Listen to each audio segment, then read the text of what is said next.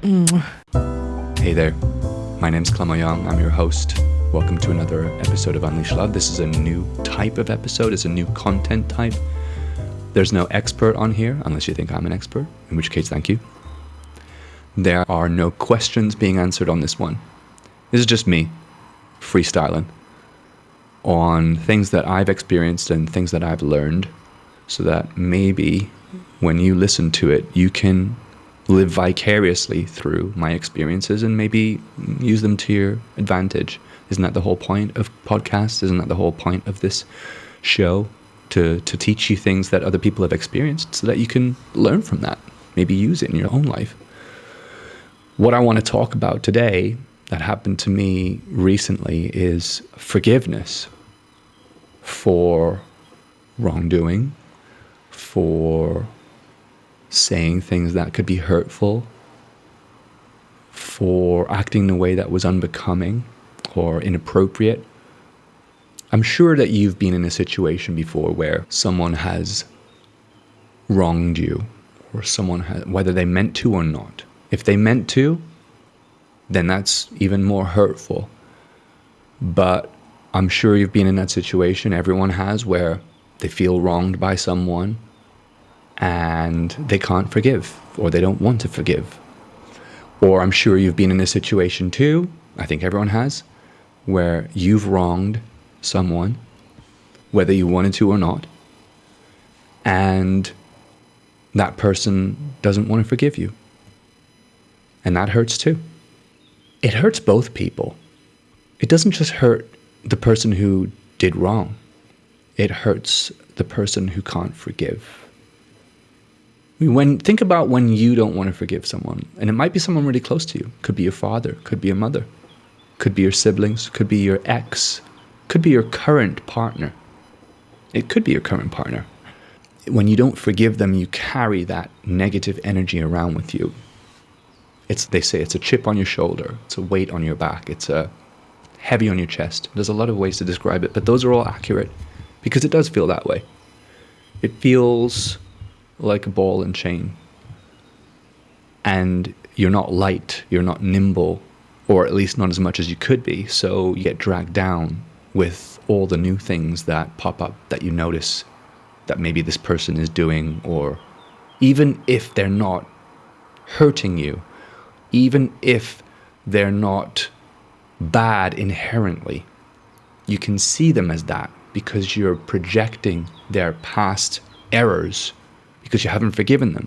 So it's like a self-fulfilling prophecy or some kind of self-reinforcing cycle of this belief that this person is unforgivable and that they're just bad. Now that's a pretty extreme example of not being able to forgive someone, but I think a lot of people have that and a lot of people experience that. I think the key to being able to forgive someone, to be able to move on from whatever it is that was wronged or whatever it is that you wronged someone else, I think the key to moving on from that as the person forgiving is to have empathy, is to be able to say, I recognize that this person is a human being. I recognize that given the correct circumstances, the correct environment for that behavior, for that way of thinking, for that way of seeing the universe at that point. Because we're all human, right? We're all the same and we come from the same place. We carry the same energy. We have the same potential. You have to recognize that in someone in order to be able to see them for who they really are. Because what you see when you don't forgive someone is a bad person, someone not worthy, someone so different to you. You would never do that. You could never do that. So why would you forgive them? But if you take the moment to really think about who they are, where they're coming from, what their unique experiences have been that led up to that point, and what they must have had to believe in order to do it, you can start to recognize yourself in them. Now, it's harder to do that the more serious the wronging becomes. Like, There are murderers out there. There are pedophiles out there. There are narcissists, sociopaths, psychopaths. It's very hard to forgive people like that because they are such a terrible influence on society.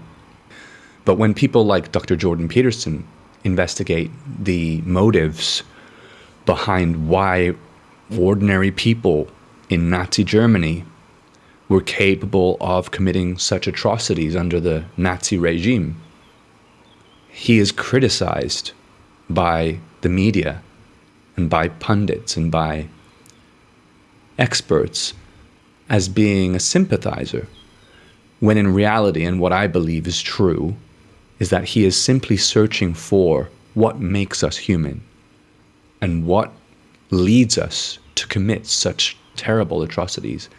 It's the pathology of inhumane actions. And I think it's worth investigating. And what he's saying is, these are regular people who did awful things. And if you were in that situation at that time, and that was your environment, and that was your upbringing, it's very plausible that you would have done the same thing, which is terrifying. In that example, it's terrifying to know that you could do those things because you're human, because they were human, because we're both the same. So I think empathy is what I'm saying is the key to forgiveness. Empathy, if you can empathize with someone, you can know what they went through with greater clarity, spend the time to get to understand their motives. It's a lot easier to let that energy go and to move on with your life and to be happy and to get closure and give them closure because they need that. They might need that in life. They might not. They might move on fine and they might not think about it anymore. But I believe that it's good for society. I also want to say it's essential that you're able to forgive yourself. And I have struggled with this my whole life. I can't forgive myself for many things with my current mindset, my current belief system. I am working on getting to the point where I can forgive myself, but it takes a lot of work. It takes time. You have to rewire and reprogram how you see your life and who you are. I honestly don't know when I'll get to the point where I can, but you must be able to do it. Because if you can't forgive yourself, I'm pretty confident you're not going to be able to forgive others, or you're going to find it very hard to forgive others. And it's not just that. If you can't forgive yourself, you're going to be limiting yourself in life. You're going to hold yourself back from being able to receive the gifts that life has to offer. Think about it. In order to be able to receive gifts that life has to offer, you have to believe that you're worthy of them. You know what I mean? You have to think about that. Are you worthy of what's being offered to you? This is why I'm so bad with compliments. When people give me compliments, I'm terrible. I don't like to accept them. Why? Because in my self-belief, I think I'm not worthy of it to a certain degree. Now, there's a lot of reasons why that might be, but we won't get into that on this episode.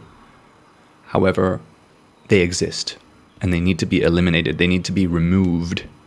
They need to be alleviated.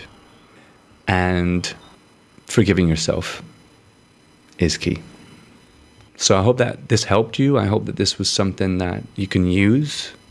This was my first attempt at brain dumping on you all. And I look forward to doing the next one. Take care.